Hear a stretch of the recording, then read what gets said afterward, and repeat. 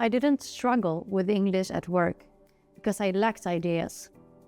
I struggled because I didn't know how to start a sentence, and that changed everything. There are so many things I wish I knew before I started speaking English at work. Not grammar, not vocabulary, but phrases.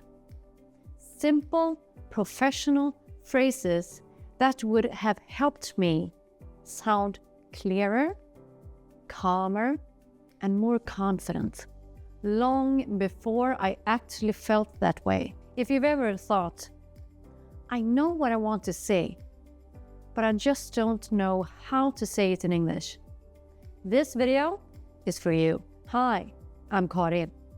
I'm a communication strategist from Sweden, and I work with confident English for international professionals. When I started my career, I made a lot of mistakes. I was unsure, I over-explained, I apologized way too much, and I often stayed quiet longer than I wanted to. Not because I had nothing to say, but because I didn't trust how it would come out in English. Looking back, I didn't need better English. I needed better phrases. Let me share some I really wish I had known earlier. Phrases to enter the conversation. In meetings, I often waited too long. By the time I had formed my sentence, the moment was gone. What I wish I had known were entry phrases. Phrases that buy you time and claim space. Instead of staying silent, you can say, can I jump in here for a moment?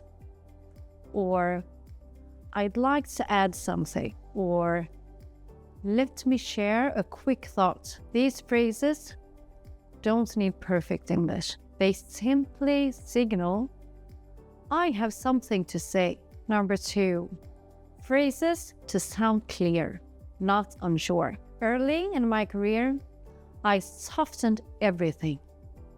I said things like, I'm not sure, but, or this might be wrong, or it's just a small idea. I thought I was being polite, but I was actually shrinking my message. What works better is, from my perspective, or I think this is important because, or I recommend. Same idea, different impact. Phrases to buy thinking time. One of the biggest myths about professional English is that you need to respond immediately.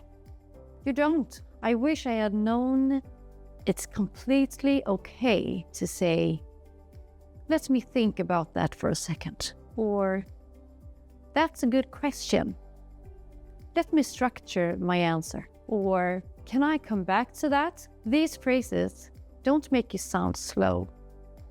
They make you sound thoughtful.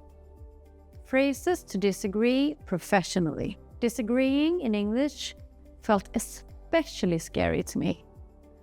What helped were phrases to create distance between the person and the idea. It could be, I see it slightly different, or I understand your point, and I like to add another angle, or I'm not fully convinced yet. You're not attacking, you're contributing. Phrases to end your point clearly. Another thing I learned the hard way. If you don't close your point, people move on too fast.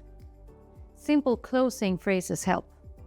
So my main point is, or that's why I think this matters, or that's what I'd suggest. Clarity builds confidence for you and for the listener. I wasn't insecure because I wasn't capable. I was insecure because I didn't yet have that language tools to support my ideas. And that's why I created a practical phrase guide with the exact kinds of sentences I wish I had known earlier.